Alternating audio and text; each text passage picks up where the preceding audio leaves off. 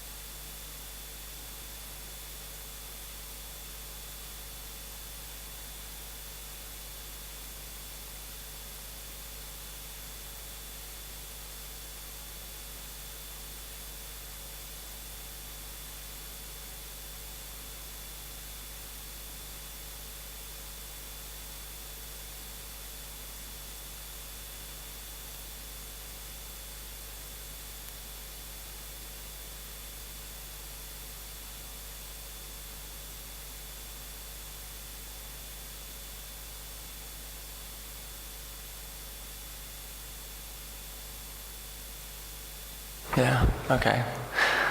All right, greetings. Good morning, everyone. Can you hear me? Great. All right, let's start. Well, welcome. Thank you all for coming to the Council of Europe Open Forum, Your Internet, Our Aim. Guide Internet users to their human rights. I'd like to thank Luca Belli for organizing this workshop and for inviting me as moderator. My name is Robert Bodel, co-chair of the Internet Rights and Principles Coalition and professor of communication and new media studies in the United States. So the goal of this workshop is to explore how to implement the guide in order to foster human rights protection and promotion at the global level. And there's three areas in which we'd like to focus. The first is capacity building, the second is awareness raising, and the third is effective remedies. So ultimately, the speakers will provide concrete examples of actions to implement the guide.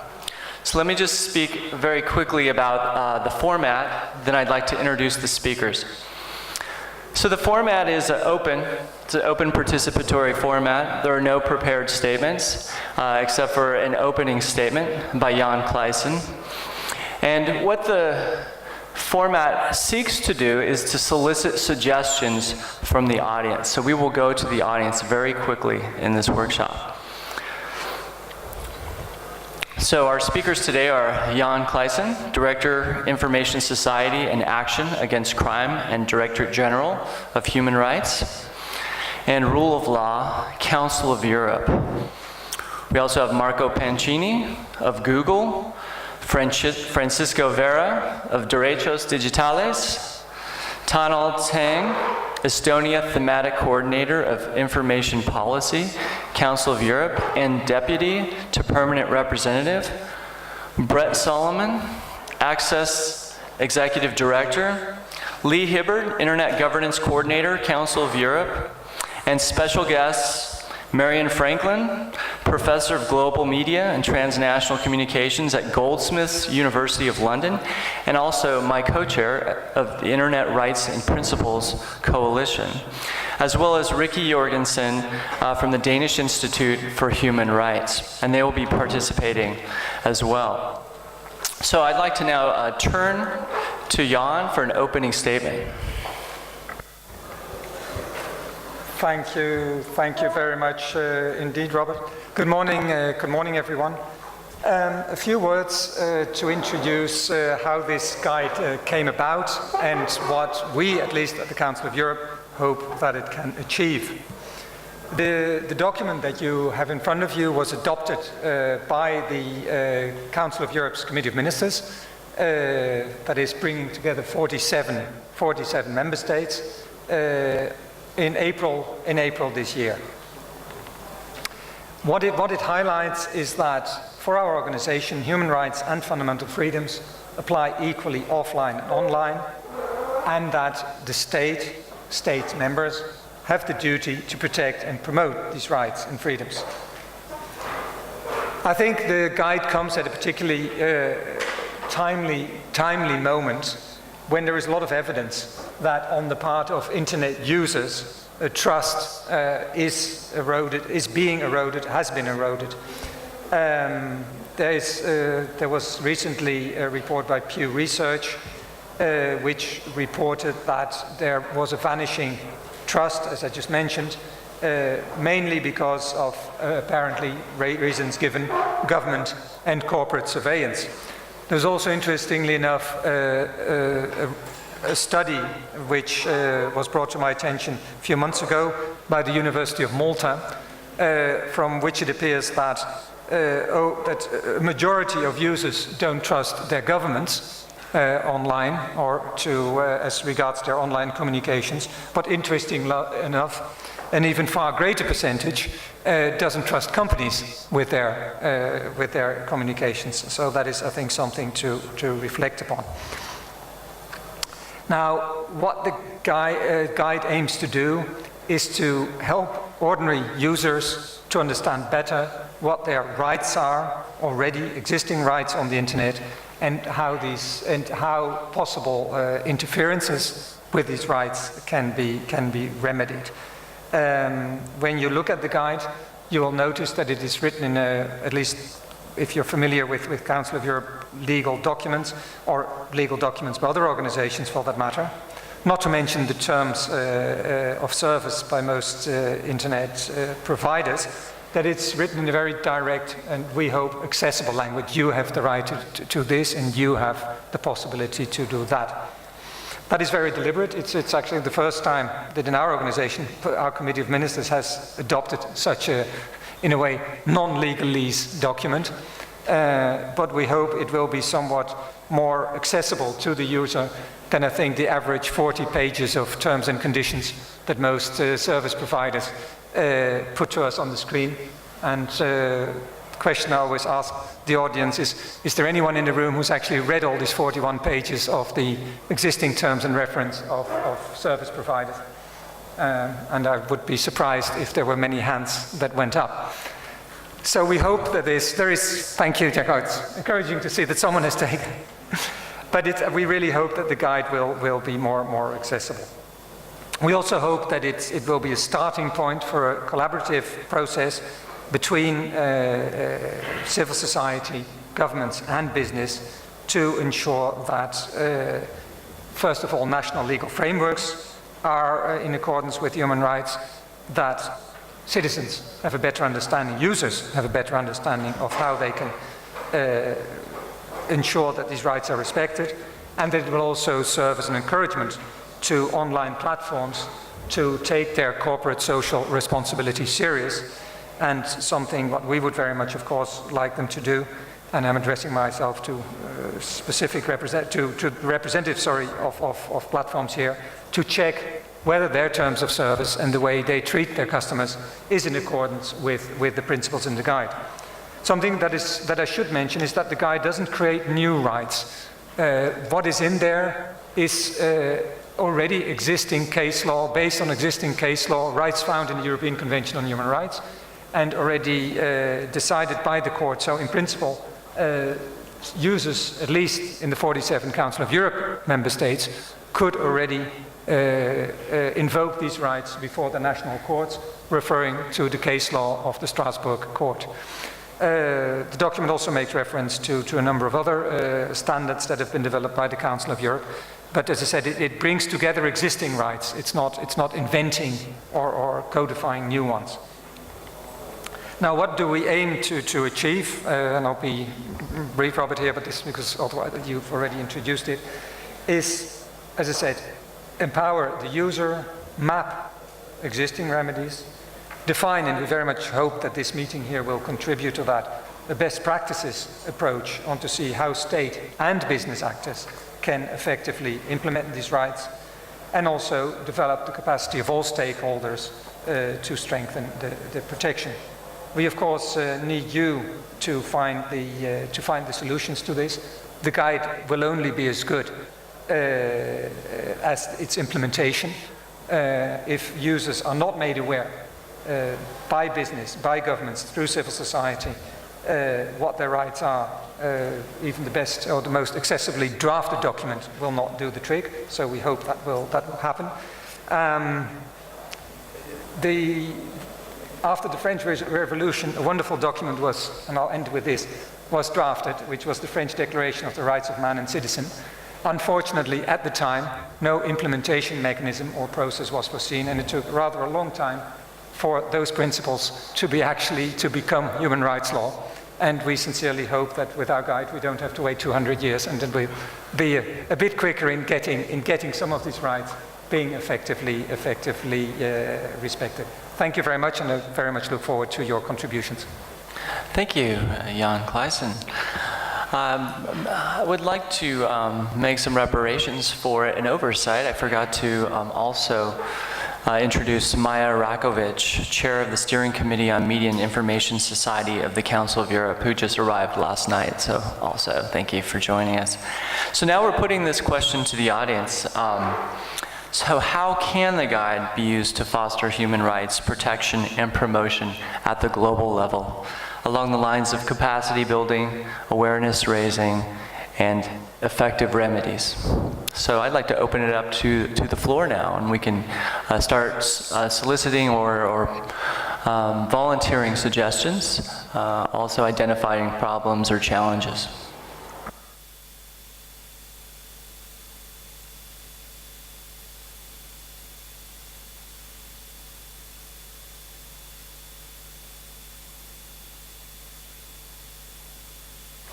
So one question I might ask is, what are effective remedies for enforcement?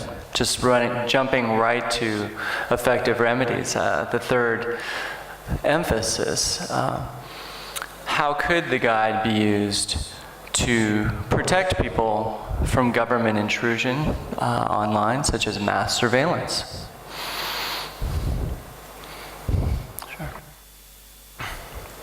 Hello, I'm Marco from the Brussels policy team of Google. I think that's for us is the main topic of discussion and the area where we would like to focus.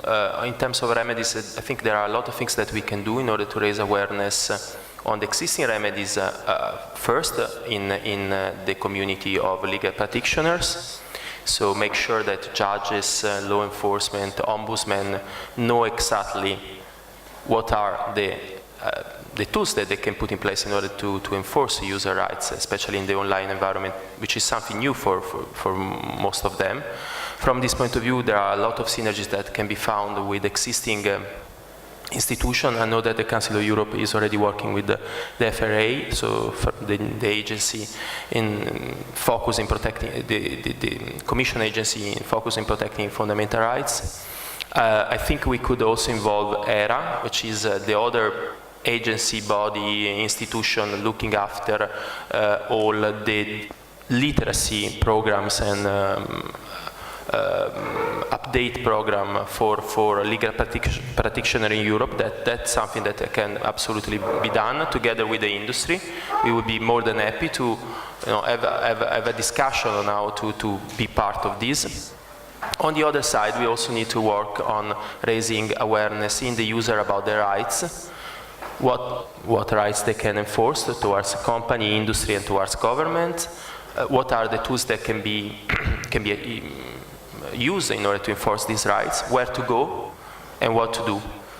And in order to do that, yesterday we were brainstorming, but we can really see at new technologies as an opportunity. On different topics, for example, we experimented to use a hackathon to create awareness in the community of developers about the opportunity and the ideas on how to develop tools that can be used by internet users to enforce their right. That could be an option, but there are plenty of ideas that can be done in order to create effective ways to make the user aware of what are their rights. And that's a shared responsibility, and the industry is more than happy to give a contribution from this point of view. Thank you, Marco Pancini. When people speak for the first time, can you introduce yourself? Thank you. Do we have a response to that, or? Brett Solomon from Access. I'm also really pleased to discuss the remedy section, and I think it's an excellent contribution from the Council of Europe, because when we talk about remedy, there's kind of judicial and non-judicial remedy, and if you look at the RAGI framework, which is also included in the guide here, I think in paragraph 104. It makes it clear that remedy is also the responsibility of the private sector as well. So it's great to hear from Google, because when we think about, for instance, thank you, when we think about how does a user deal with a violation of their rights, You know, this is really what we're talking about when we talk about remedy. It's like, what happens when a person's right online is violated, and how do they have redress or remedy as a result of that breach? And of course, the relationship that the user has with the platform that they're operating on, the platform is the one who also has the responsibility of redress, as well as set out in Ruggie. So, for example, there should be on all of those platforms a complaint mechanism. And you know, where does the user go? They go to the platform and they say, listen, my right to freedom of expression was violated, or my right to privacy was violated. And then it's the responsibility of the platform in order to respect that right, to also provide a remedy as such. So it's great to have a state obligation, but it's also important to understand, as is set out here, that the company also has a responsibility as well. And just to follow up, and where does the user go to learn about those remedies? Yeah.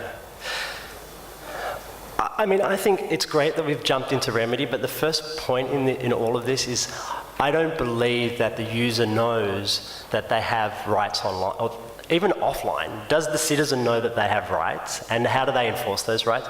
If we're moving the rights framework into the digital environment, how does the user actually know that they have rights online? And in much of the work that we do at Access, we advocate on behalf of the user and we try to understand their experience. It is certainly my perception that users don't know that they have rights online. The majority of users, when their account is deactivated, for instance, or when their privacy is violated through access to their data without a warrant, for example, people don't necessarily know that they have those rights. And I think we need to start there. And that's why this guide is so fantastic. I mean, there's a lot of problems with it as well in terms of it being able to speak to the user, because even though it is in the U language, it's still extremely technical and legal. But this guide is essential because it actually sets out to the individual user what their rights are. I think there's a big questions about how do they digest it and understand it and so on, but it's all contained here, and I pay credit to the council for putting this together. Just before I hop off, the other reason why this is so important, this guide, is because it's actually been agreed to by 47 member states.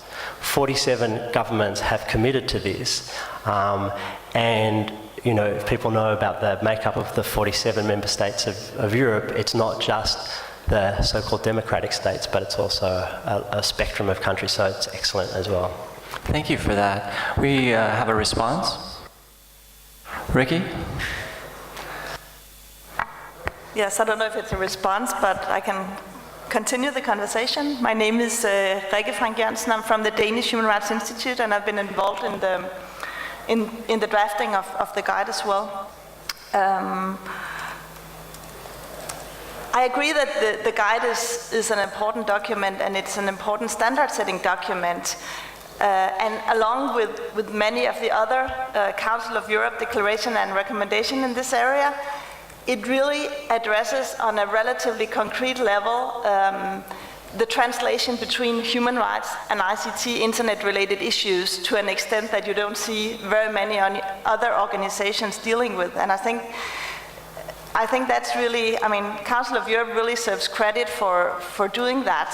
At the same time, however, I must say, working with these issues at national and European level, one big challenge is that way too little people know of the standard setting from Council of Europe. I'm time and again surprised of how little this is out there.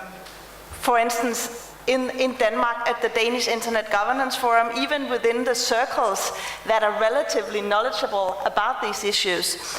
So I think one huge challenge is really to secure ownership at national level way beyond the usual suspects, and to mobilize the various stakeholders at national level to get it out there, to get it out in the organizations, in the schools, and the various communities that can utilize it.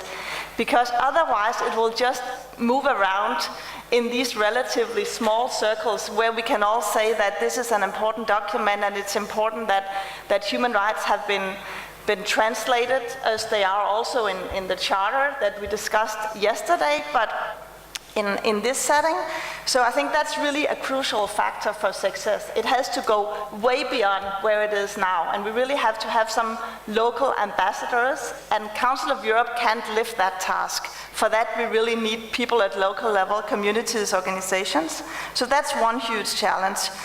And a challenge in regard to that challenge is that it targets different groups. There is both the end users, where it's relatively accessible, but still it can be more accessible, still in terms of language and format. And then you have the business sector as another main target group, and you have the states. So there are really different levels of strategy there also in terms of how to get these people involved. Then another challenge that I experience is that at the moment, in many circles, people feel that, okay, they have these rights in principle, but in many of the concrete subject areas, for instance, data protection, there is a complete mistrust. I mean, it's like, okay, even within Europe, we have this relatively detailed data protection regime, but in practice, does that really matter? Because there are so many examples of violations occurring, and the legal and political complexity of the issue is just growing and growing. So there's also a sense of hopelessness in a way, or does it really matter with these standards? Because it's just a policy game, a surveillance game that's way over our head. So I think that's another huge challenge of mistrust or even hopelessness with regard to actually having means of enforcing these rights at national level, that in the current climate is also very real, and which makes the access to remedy section very crucial, but also illustrates the tremendous challenge in actually giving some practical reality to that. We have a response to that. Good morning. My name is Tanel Tang, and I am from the Estonian Permanent Representation to the Council of Europe. I'm not sure whether I have the response to that, but I wanted to jump into those very relevant comments by colleagues before me. I agree completely that awareness raising is very important with respect to this document, and what Rick has said about Council of Europe standards not being known in member states is very much true, but maybe I should also add here a little bit the context. Council of Europe works on human rights standards in various areas and agrees or tries to find consensus on different documents, and in a way we are a standard or a recommendations building factory, and in a way it's built into the system that not all of the things that we produce people are aware of them.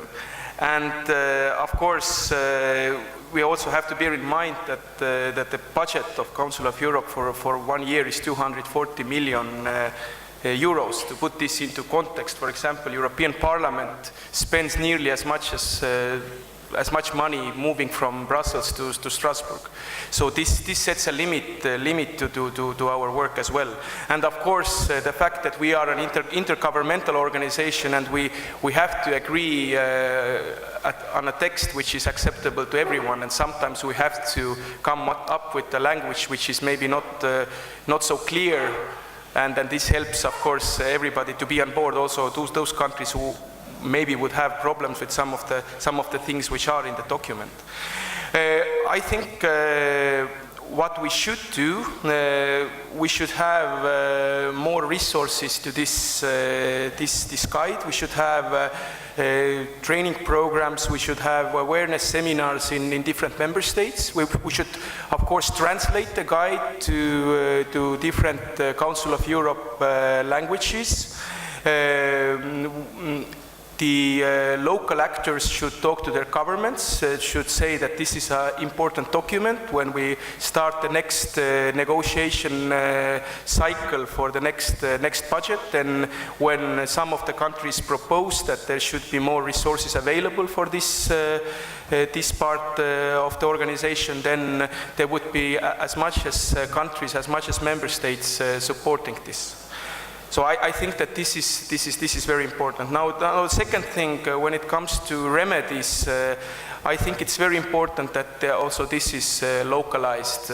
We have been discussing different options how to bring it closer to users. One of the options, for example, is to create some kind of local platform where a person can go using internet, perhaps even an application, mobile application, and person can not only know what are their rights, but also which number to call, which kind of institution, which kind of office to call to actually to get help from the government. So I think that at this stage, this is what I would like to say. Thank you. Thank you.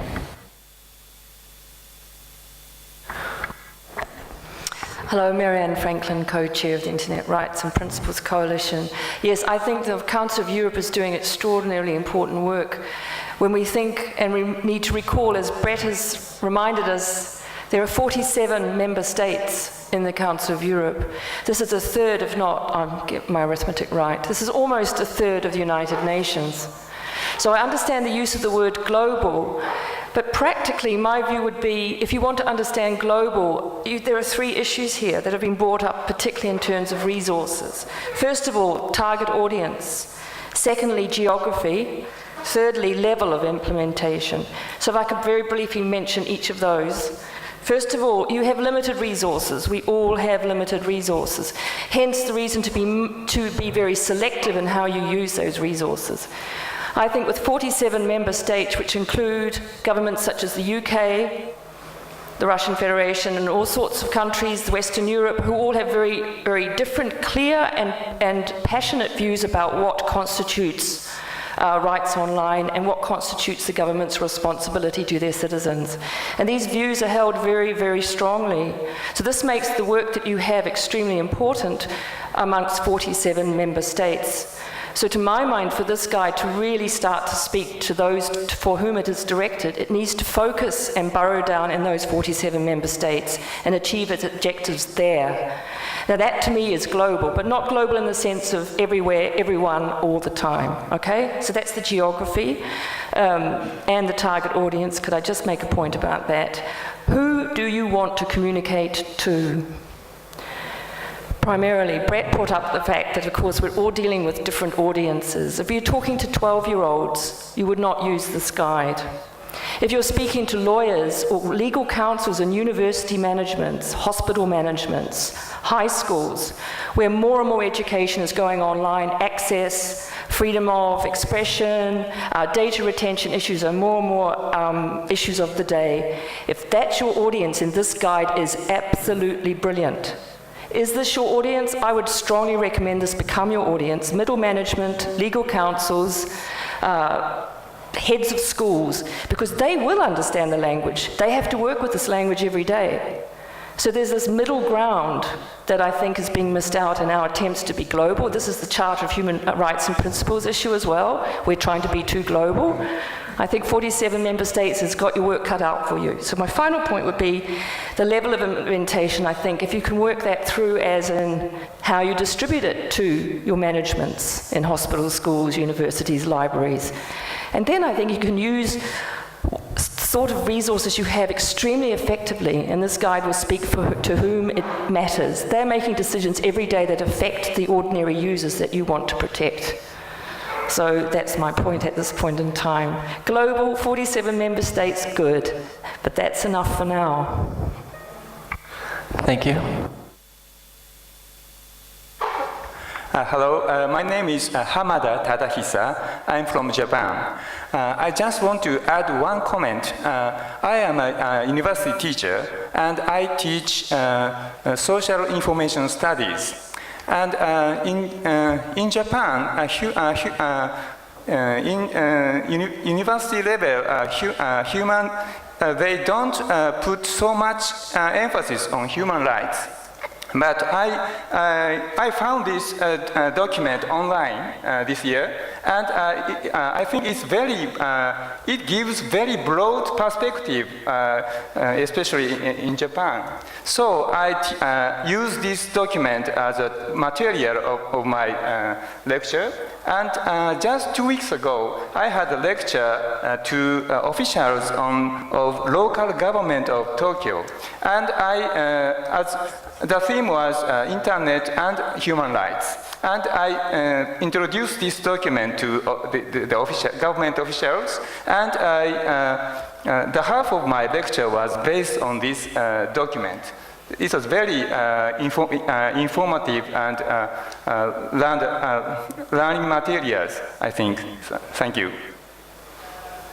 Thank you for that.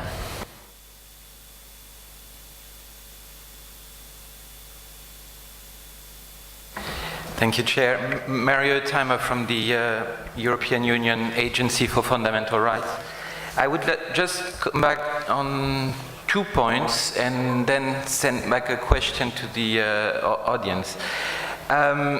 On the remedies, I think we started really by tackling the most difficult issue, and I think Jan was really right in referring, I mean, I hope he's not right referring to the implementation of the 1789 declaration, but it's really the crucial element of how can we make sure that the principles that are now adopted in this Council of Europe recommendation are applied in practice. At the Fundamental Rights Agency, we showed quite clearly in various fields, discrimination, but also data protection, that the question of remedies is really the weak link in the human rights implementation. We published earlier this year a report on data protection remedies, and the conclusions were very clear. Low awareness, that has been already mentioned. Lack of NGO support for individuals trying to find redress in case of data protection violation. Lack of specialized lawyers knowing actually the field. Just to mention few findings. Now, it was also mentioned the problem for the individual to understand where to go. That's why we started also a project. It's a pilot project at this stage, but we would like to set up an online tool, it's called Clarity, so that the individual will know where to turn to non-judicial bodies at member states level, in the 28 member states, in case he or she feels that his or her human rights were violated.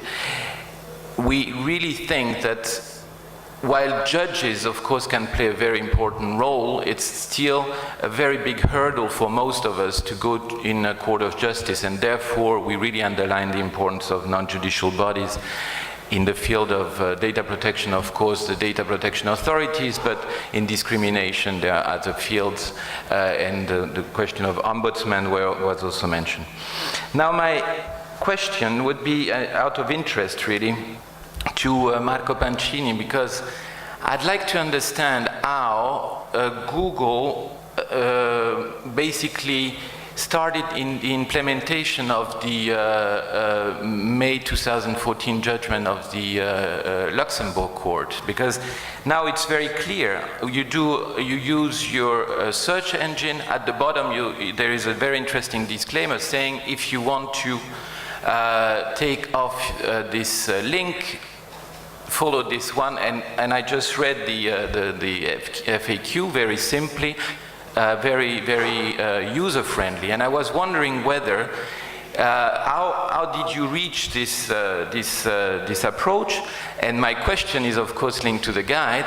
Why wouldn't you just simply do an hyperlink to the guide? Because, of course, it's a privacy judgment, that's very clear, but still it encompasses also other human rights, and I think it would be a very simple tool to raise this awareness of the users.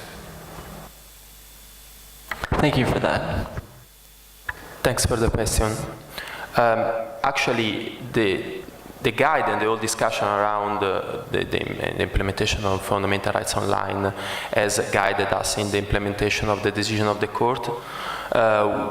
From day one, we took the decision of the court as we should, so as clear guidelines on how to implement fundamental rights, like in this case, the so-called right to be forgotten, or maybe in a more technical way, the right to ask the deletion of the information that are no more relevant in relation to you. There are challenges, we don't hide ourselves. There are a lot of challenges, some ethical challenges, some practical challenges that we are facing, and so it's very important to open up the debate to all the stakeholders, and any feedback from this point of view is very important. This is why we have also put in place the advisory committee to help us in this process of understanding all the consequences of this decision, but on the side of making an effort to make this process as much clear as we can. We absolutely were in line with the guide and with the best practice from this point of view. So that's the direction that we want to take.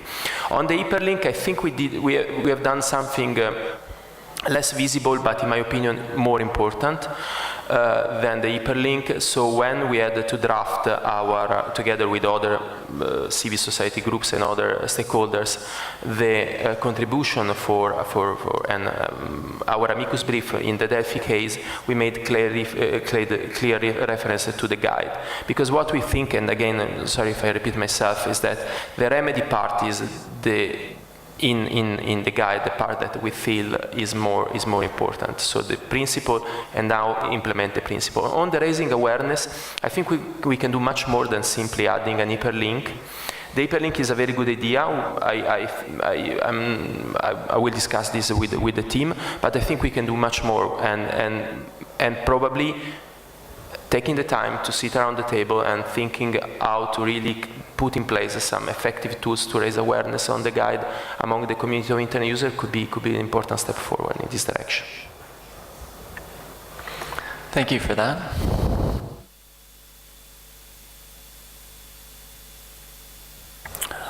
Marian? Jan, I have a question about, it's possibly philosophical, legal, and political all at once, so feel free to avoid responding. You stressed the point, as we all know, that this guide is on existing rights, namely based on case law and existing legal, case law basically. So remembering way back at the beginning when the Charter of Human Rights and Principles for the Internet was being also drafted and debated upon, this was a very important point about whether one should avoid talking about new rights, because of course we know that international law, this is in itself. I was wondering, do we really think that there are no new rights emerging at all?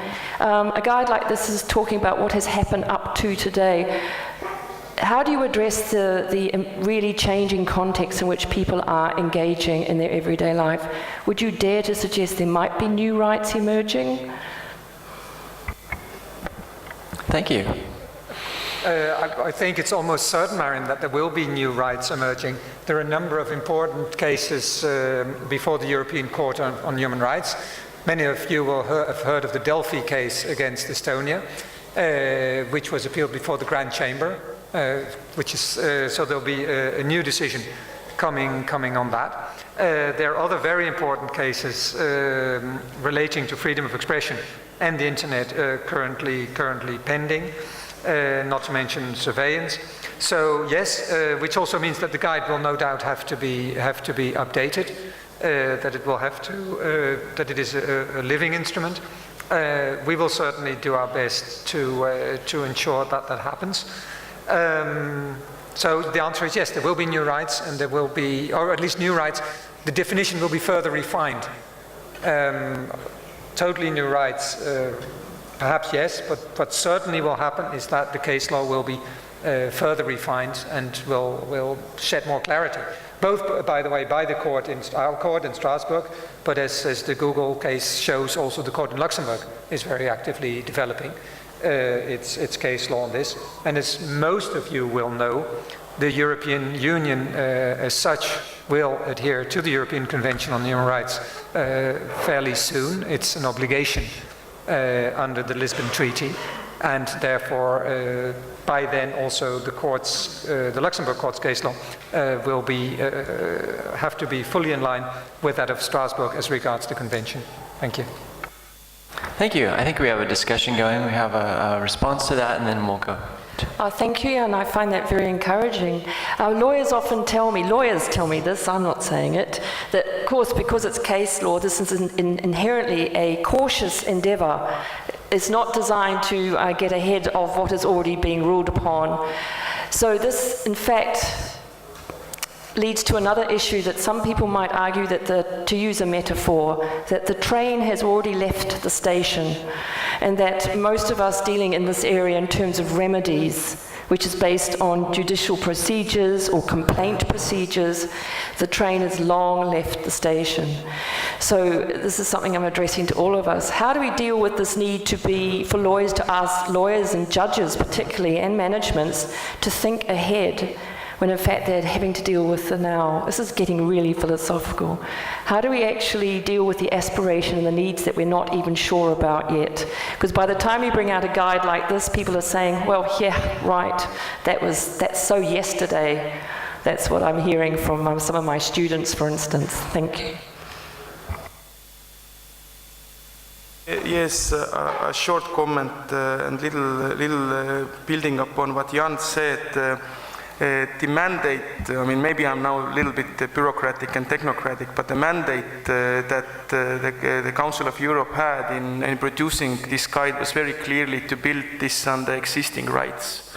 And this was actually agreed this way in order to guarantee that this document will be adopted at all.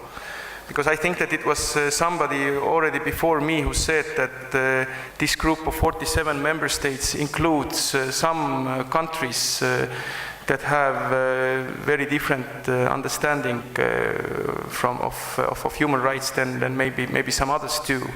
And in order to build a consensus in the room, this was necessary and if it would have been something about new rights, and I completely agree with you that the things develop very fast, then probably we would be still discussing this document at this very moment. So just this political context into this discussion, that 47 member states, very difficult discussion, very difficult negotiations. Much easier to agree this in the expert group, much more difficult to agree this in the intergovernmental committee. Thank you. So just to finish, so this begs the question of who your target audience is precisely for that reason. Yeah. Thank you, Tana. Brad? I do think it's important to think aspirationally, but quite honestly, one of the things that we've found is that legislators across the world are creating new laws that impact people's rights online and have no idea about the existing rights.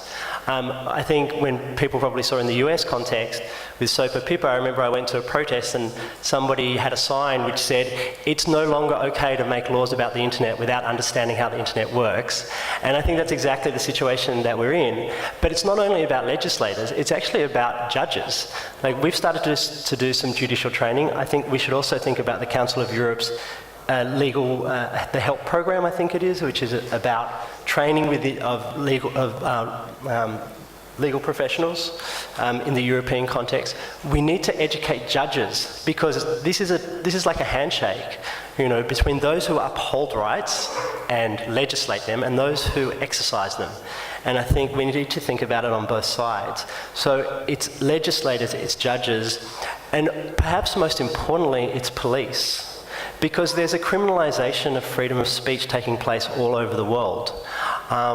And police, either cyber police or police that are operating in the non-digital space, don't understand what those rights are, how they should be enforcing them or indeed protecting them. And I think, again, this guide, without getting too aspirational about is there a human right to access of the internet itself, we need to get this in the hands of judges as they're getting inaugurated or confirmed, and policemen when they're actually having training, and legislators on their opening day. And I remind people that, again, within the European context, the new members of the European Parliament are coming in the next month or so, I think in September, October. And there's a real opportunity to ensure that those new legislators who are going to be dealing with new legislative frameworks that deal with digital rights from the data protection regulation and beyond, that they read this.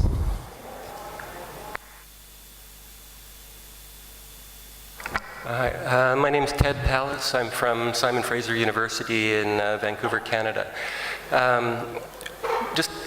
First of all, I have to congratulate the Council of Europe for putting together a document like this. I think you've been speaking a little bit in terms of the implications within Europe itself, but to me, looking upon this as someone who's in a country that hasn't done something like this, I think taking that kind of leadership role is a really important thing. In terms of what one can do, I mean, I appreciate very much the points that are being made, particularly by Marianne, with respect to how specific it is, how one has to look at the specific context that you're in. In my case, I happen to be in a school of criminology, actually, in Simon Fraser University, and so people who come through our program, some end up being academics, but some of them also end up being judges and police officers and lawyers, and so to me, looking at it in terms of my own context, I think part of what you want to do is you want to be educating, or at least I see part of my role as educating that next generation of people who are coming through and are going to be in those kind of positions. And with respect to law is something that's in the past. At some level it is, but it's also the case that you build upon what's there. And I think the really important thing about this document is that to the extent that it talks about what's already there, it then becomes the launching point for going beyond that in terms of, well, what are the implications of that and where else can you take it and how can you go about asserting it? And so for me, again, looking at it as a professor in terms of what one can do, one of the things we do is sometimes get involved in legal cases. When you're working with community groups and get involved in an advocacy kind of role. I'm associated with the local Civil Liberties Association as well, who often takes on that kind of thing. And I think part of being in criminology is that. We understand law not as something that's static and sitting there, but as something that evolves and develops, and you try and play that role by your involvement with community groups, playing an educational role, and so forth. Anyway, thanks. Yes, thank you. Just to maybe come back to the question of new rights, I fail to understand why we would concentrate human resources now in trying to draft new rights. I think, we mentioned already the Delphi case several times. The European Court of Human Rights will find a solution based on a text drafted in 1950, and there will be a solution to the Delphi case. So I really think that the Council of Europe is right in saying, let's focus on awareness raising, maybe develop the explanatory memorandum by adding the new case law, explaining it better, do whatever you want, but leave the rights as they are. People will use them, I think, interpret them in the specific context of a case. There's really, I think, no need to start working on now, already drafting, updating the guide. And as it was said, it will anyway be impossible to adopt a recommendation which says, these are the new rights that we want to add to the old-fashioned guide that you adopted last year. I mean, that's out of question. So I think really what's important is focus on implementation and awareness raising. This is really the most important aspect. I take your point, Mario. Just to clarify, it's more to do with my point about target audience, that if you're trying to reach a certain generation, then this guide is not the right document, precisely for the reasons you outline. because of the time differences. So I take your point, but I was not suggesting the Council of Europe has somehow made itself redundant with this document. Quite the opposite. It's about target audience.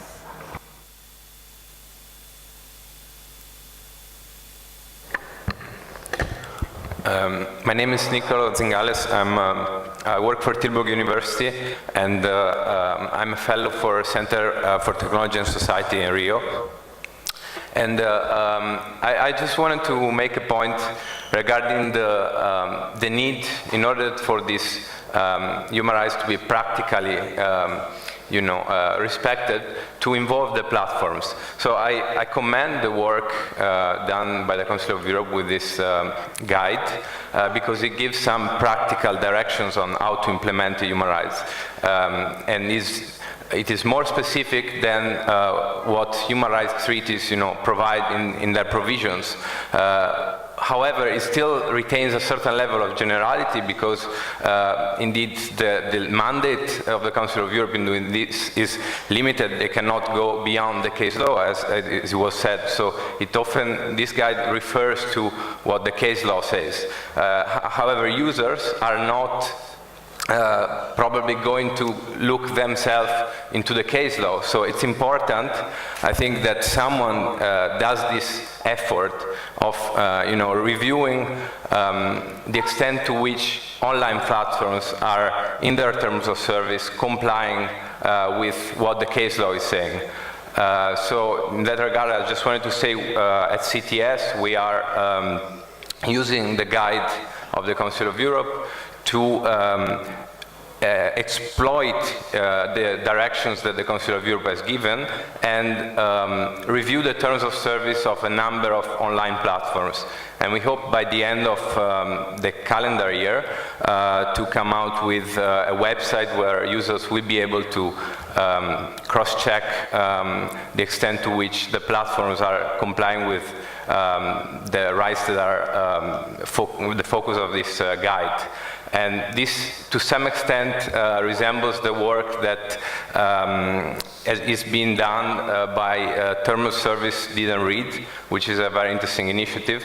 However, that is more focused on consumer protection, and this would be more trying to really implement the rights that are at the center of this guide. So mainly due process, privacy, freedom of expression, and freedom of association, and effective remedy. Thank you for that. Thank you. I think in terms of implementation and target audiences and these discussions, the involvement of existing rights, it's important to remember that the package around the guide, so to speak, consists of three elements. There's the commitment from states, there's the guide itself, and then there's the explanatory report. And actually, I think the explanatory report we haven't talked a lot about yet in this process, but I think it's actually a quite important document because it really elaborates and unfolds the discussions that are behind each of the rather short rights in the guide. And at least in some of the discussions I've had with human rights people, labor organizations, consumer organizations in Denmark, they're really interested in the explanatory report because it provides that broadness and that depth that can be used to inform discussions about where a certain line is being drawn at the moment and where case law might be moving.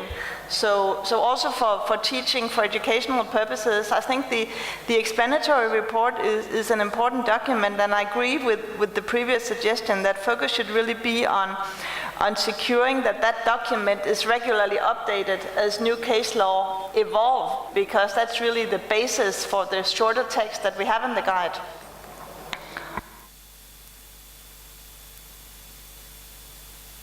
Thank you for that.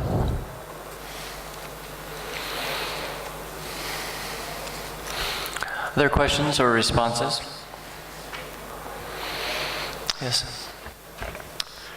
Yes, good morning. My name is Roman Šlapak. I work also for the Council of Europe, but in Ukraine, for an EU-funded project on internet governance, media and data protection. and I would like to say that the Council of Europe is trying exactly to instill the life of these standards in national context in Ukraine. There is a series of activities that are foreseen for the end of September and beginning of October, including the national IGF on the 3rd of October, in which we will use the opportunity to raise awareness on the guide. By the way, we have translated the guide into Ukrainian. We have an impressive delegation from Ukraine here at this event of 11 people representing both state institutions, civil society, academia, and the private sector. The private sector, we are not financing the participants, but they are here, and we will have an opportunity tomorrow from 1 to 2 to discuss precisely how to apply in the national context of Ukraine these rights, effective remedies, and also to build the program, more adapted program, for the national IGF on the 3rd of October. And we hope that the experts that we have already contacted, and many are here, will be interested, and you will be interested by this discussion. We'll provide further details. It will be actually in the main building, Dolbache A, and we hope that it will be exactly an opportunity to discuss very practical matters related to a specific national context. Thank you. Thank you for that.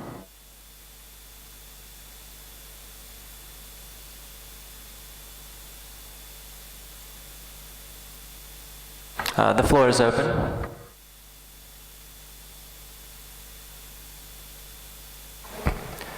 Thank you. My name is Igor Milashevsky. I'm from Russia, from Russian government. And just briefly, it's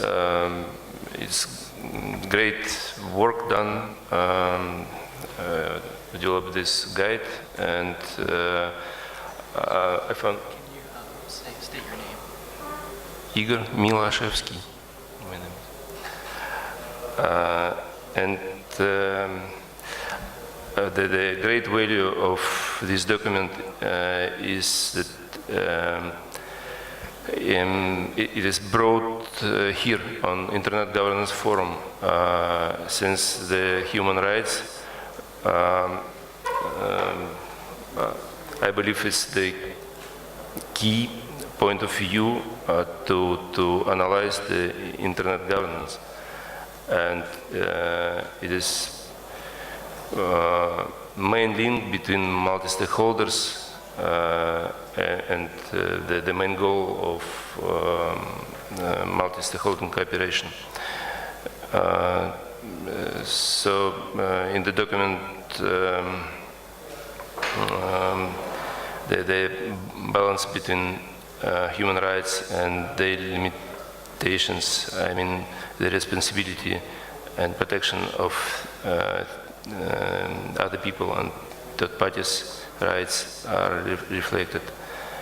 I found absolutely brilliant the social network analysis. I would say there is a space for improvement. For example, the cultural and language diversity should be stressed more, but we fully support this guide and this approach. Thank you. Thank you for that. Ricky, respond? Yes, it's not actually a response to that, but I was just wondering, since we have the two co-chairs from the Internet Rights and Principles Coalition here, which is another important document that the guide was highly inspired by in terms of translating human rights to an internet context, how can we reinforce, so to say, the mutual benefit, or having the two documents that sort of move around in different circles, reinforce the message of each other, or cooperate more, or any thoughts or reflections on that? Could be you, could be Council of Europe. Yes, this is, I think, thank you, Ricky. I think my belief is that synergy is strength and competition is unfortunate when it undermines projects. I think the Guide and the Charter of Human Rights and Principles of the Internet are sister projects. They are distinct. They overlap, but they are distinct, and that is their strength. I don't think we can talk about them synonymously. That is very important to me from the point of view of what the Guide is doing. Obviously it's important to me and Robert and the Coalition from the point of view of what the Coalition is doing. But there's a larger point. The larger point is there's a lot of talk, particularly leading up to Net Mundial, about there being so many principles, declarations, intentions out there, as if there's like a mushrooming of declarations of human rights, and that we should not have so many, we should actually all combine under one umbrella. I think there are pros and cons for that. I think the context of the Guide for the Council of Europe is an extremely important context, and I think that is its strength. The Charter of Human Rights and Principles is coming out at a much more global and true aspirational level, Mario, so it is actually uttering things that perhaps existing law would not want to address quite yet, and it would not lead to agreement. So I think they are companion projects, and I would like to urge the room, if it's possible, as we all know each other and have worked together, I would really like to move forward, if possible, which Robert will be taking forward when I step down, that we look at ways to create the synergy and move from there, because of the Greek big gap in knowledge and awareness on any level, global, regional, and within our own families, by the way. So to me, let's work together. That's how I see it, and I think there are practical ways we can implement that right now over coffee. Thank you. Thank you.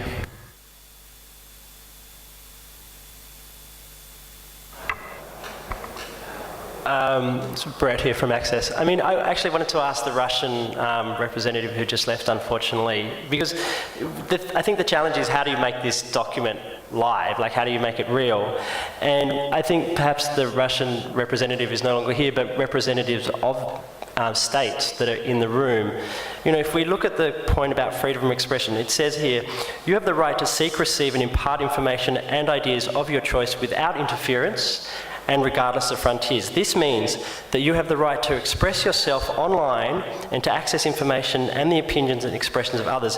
This includes political speech, views on religion, opinions and expressions that are favourably received or regarded as inoffensive, da-da-da-da-da. And then if you go to the remedy section, it says you have the right to an effective remedy when your human rights and fundamental freedoms are restricted or violated. So my question is to representative of states here, how do you make this live in the sense that a person's right to freedom of expression is violated, and then that person has the right to an effective remedy? My question is to them. Thank you. Good morning, Luca Belli from the Council of Europe. So I wanted to mention another initiative that is going to take place in order to implement human rights and to provide concrete solutions to implement them in the internet environment. On Thursday there will be the first meeting of the Dynamic Coalition on Platform Responsibility that aims at developing concrete model contractual provisions that can be inserted into terms of service of online platform to stimulate platform responsibility to protect human rights. Because as Brett was mentioned before, the Ruggie framework elaborated by the United Nations, and also the principles based on the Ruggie framework states that states have the duty to respect human rights. Corporations have the responsibility to protect and respect human rights, and effective remedies have to be available for users and for citizens in general. So being online platform corporations, they do have a responsibility to respect human rights. And so the aim of this coalition is to merge both the purpose of the Ruggie framework and the guide to develop model contractual provisions Jan will deliver also a keynote on Thursday to this initiative, and also Rebecca McKinnon, and there will be an open dialogue to try to build together a roadmap for this coalition. Thank you. Terrific, thank you. Joy? Thank you. Joy Liddycote from APC. Apologies for arriving a little late this morning.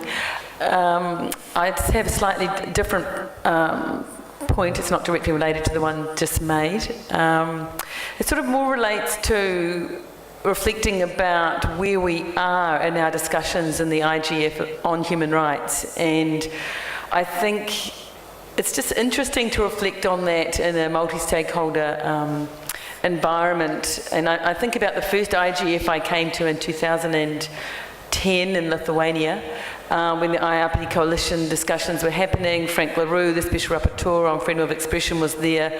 And we didn't have anything like this kind of a document from a state, or from an organisation like the Council of Europe at that time. We were still struggling as stakeholders to articulate what we thought the human rights meant in terms of online application and freedom of expression and so on.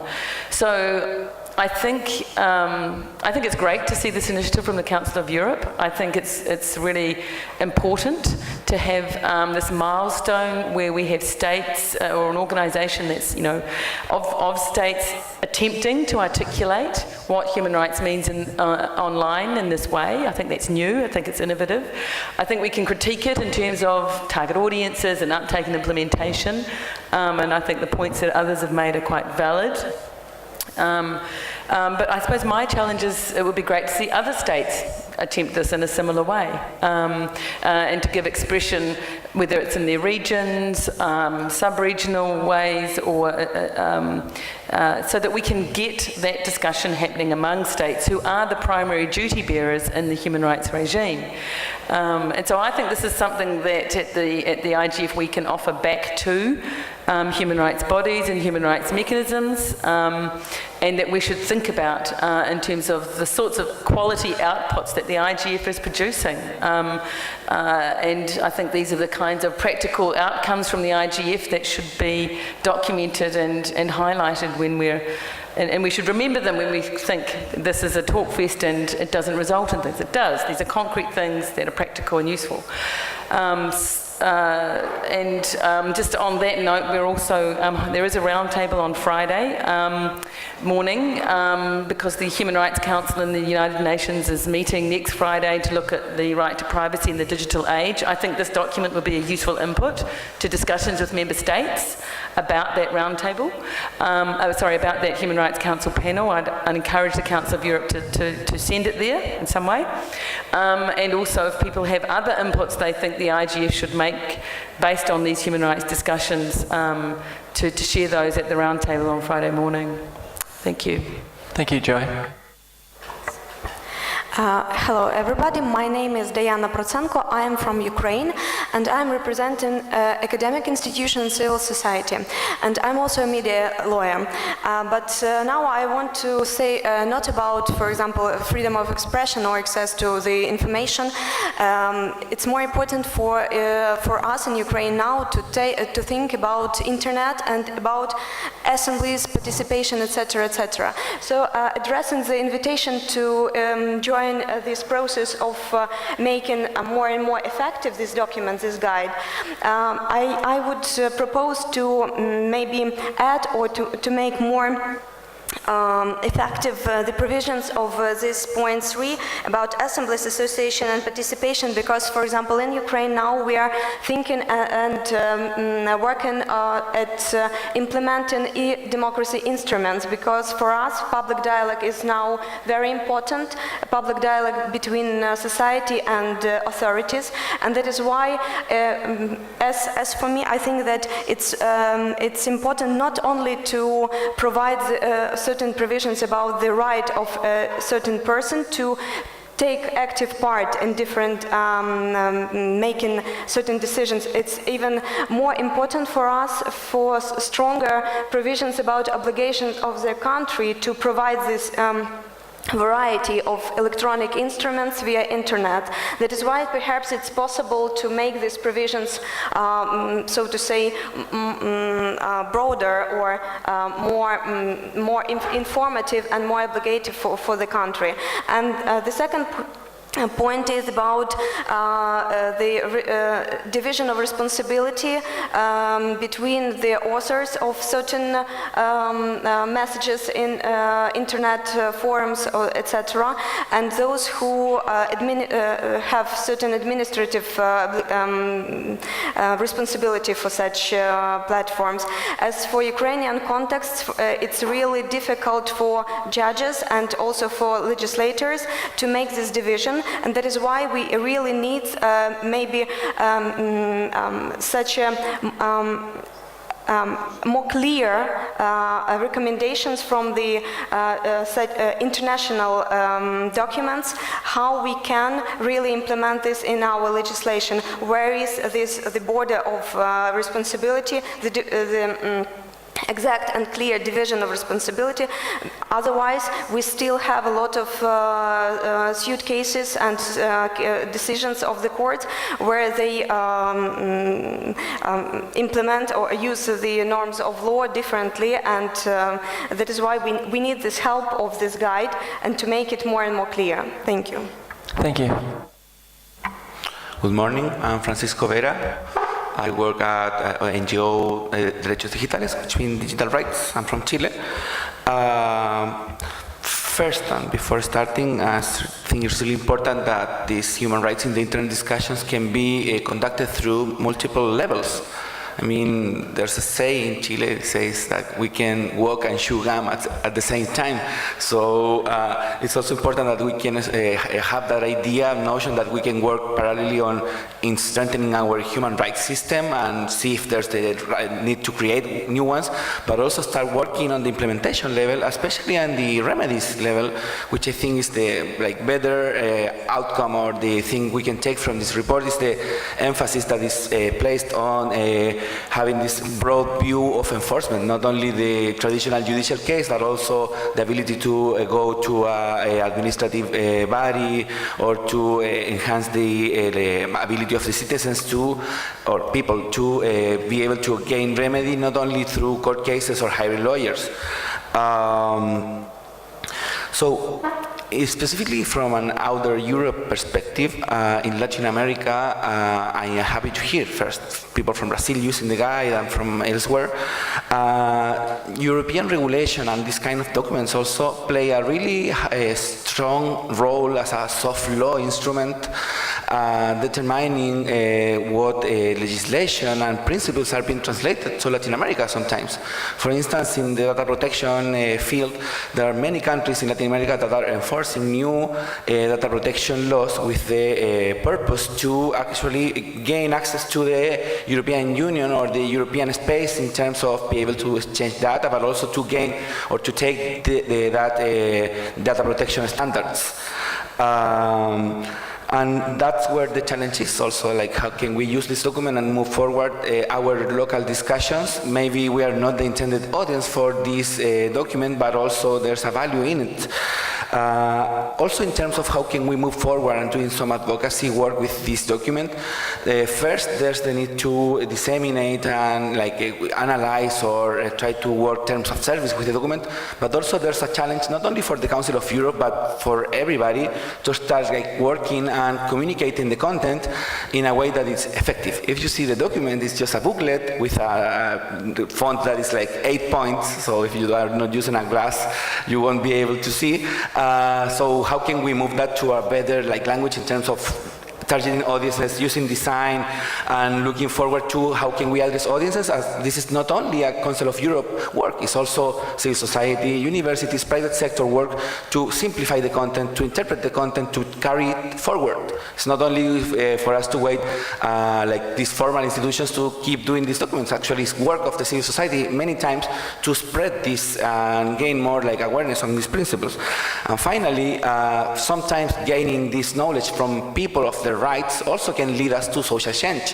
When people realize that there are limits on their current rights or their human rights setting is not perfect, as it happens in everywhere. I mean, there's no perfect human rights instrument. There's also more broad support when you are aiming for change. So this is a process that keeps feeding itself also, and we are looking forward to for that virtuous circle. Thank you. Thank you, Francisco. Ricky? Yes, I have a question to Council of Europe with regard to the national implementation and the state commitment.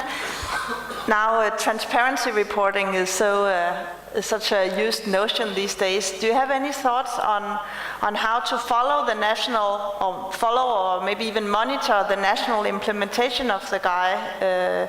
Say perhaps even ask for some state reporting on progress in terms of the level of implementation at various national levels?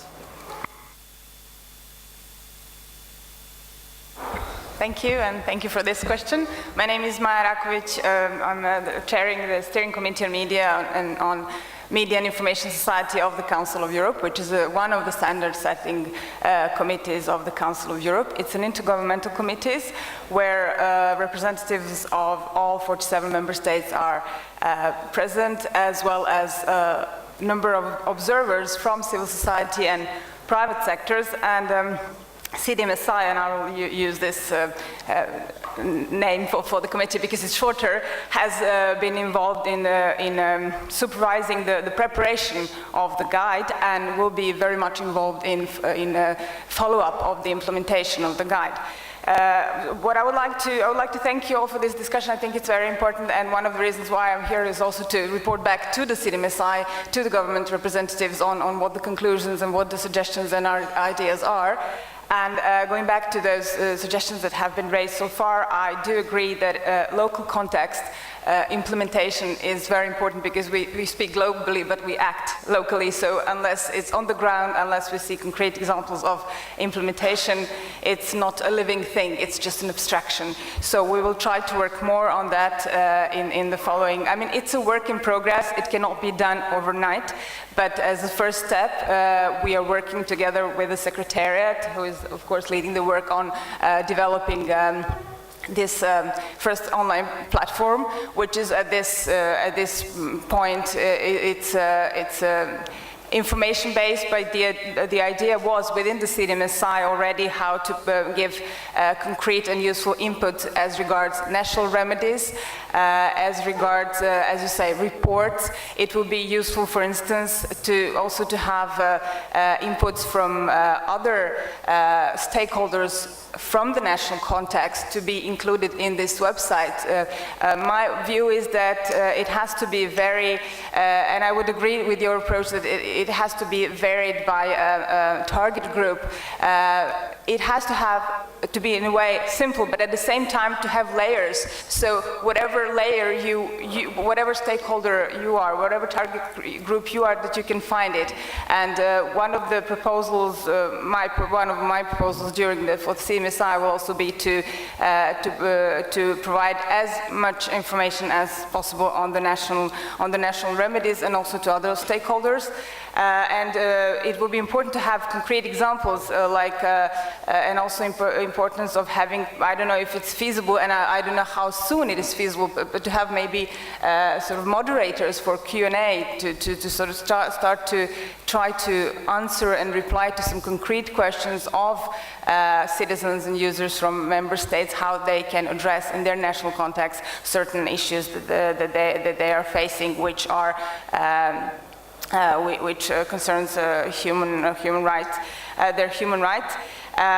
I would also agree on the importance of awareness raising that has been stressed a number of times here. Perhaps we could ask some more help from traditional media, because maybe if the guide would get attention as, for instance, ice bucket challenge or some of these new trends that are happening now in the world, perhaps it would have a greater impact overnight. I believe also that it's important to not to forget children, because they are the ones that grow up with technology. So it's important that while growing up with technology, they also grow up with the concept of importance of human rights perspective, so that human rights perspective becomes a default in sort of technology use, that people from the outside, when they use as babies to use iPads and iPhones, they start to understand how it works. I mean, it might be ideal, but if we start with awareness raising from this age, I think it can work. As regards questions about policy being backing up the technological development, I would say that it is not new. Unfortunately, it has been the case even when the technology moved slower than now. So I guess that the answer is, and one of the ways the steering committee is trying to work with this, is to also focus on principles a lot, because in many cases there are actually old breaches just in new suits. So when you have, you might have some new things that might look sometimes as new rights, but maybe sometimes when you look back, when you look behind the context, you see that they existed before in history, but just they were in different costumes. So, terms like censorship, terms like surveillance, it did not exist at this level in this way, but it did exist. So I guess working on principles could be one of the ways to address these challenges. And just not to take the floor too long, I would just like to draw attention to our current work, which is on internet freedom recommendation, so developing of concept of internet freedom. So this might be one of the opportunities for valuable inputs from stakeholders as regards new rights in new contexts. Thank you. Thank you, Maya. We're nearing the end of our session. It's 10:30 now. I'd like to just push forward another 2 or 3 minutes and sum up, if I may. We have one more comment, and then I'd like to sum up.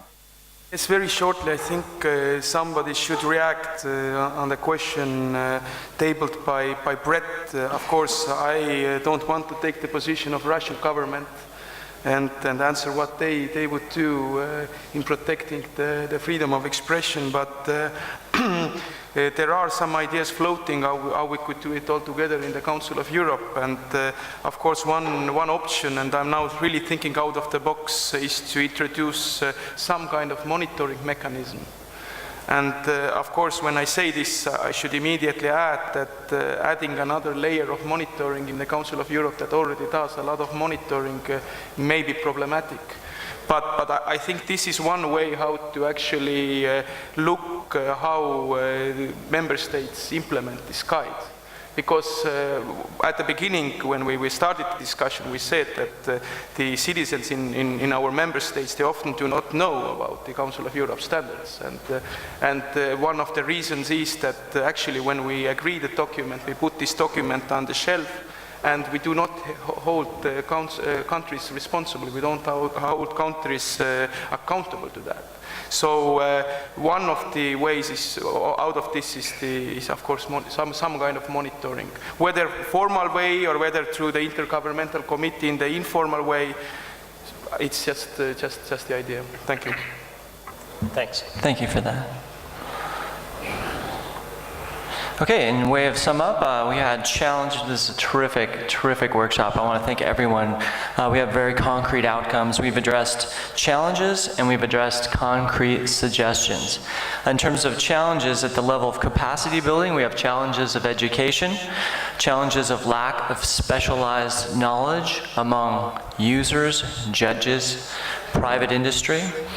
We have challenges in outreach, challenges in targeting, geography, and various levels of implementation, and the need to restore trust. And a cross-cutting challenge is lack of resources. In terms of effective remedies, some challenges are perhaps the guide is too aspirational. Perhaps reality is outpacing user protection. In terms of concrete suggestions, in capacity building, we can train and educate legislatures and judges and users. In terms of outreach, we could have local ambassadors. We can continue to address online rights at the local level. We can have awareness seminars. We can work on translation of the guide with respect to different dialects and different languages. We could utilize technical applications and instruments, such as perhaps hotlines. And we can be more selective about utilizing resources by identifying target audiences and targeting them where they are at the level of content, in terms of messaging, and at the level of distribution, and identifying the audience from children, middle management, all the way up to legislatures. Finally, in effective remedies, and one more means of concrete suggestion is articulate limitations. I thought that was terrific as a means for social change. In terms of effective remedies, utilizing a monitoring mechanism to hold countries to account, utilizing traditional means of redress, as Brett mentioned, as well as non-traditional means of redress, perhaps aligning terms of service agreements with the guide, enforcing the rule of law, utilizing greater synergy among stakeholders as well as synergy within stakeholders, and produce quality outcomes from within the IGF. Thank you, everyone.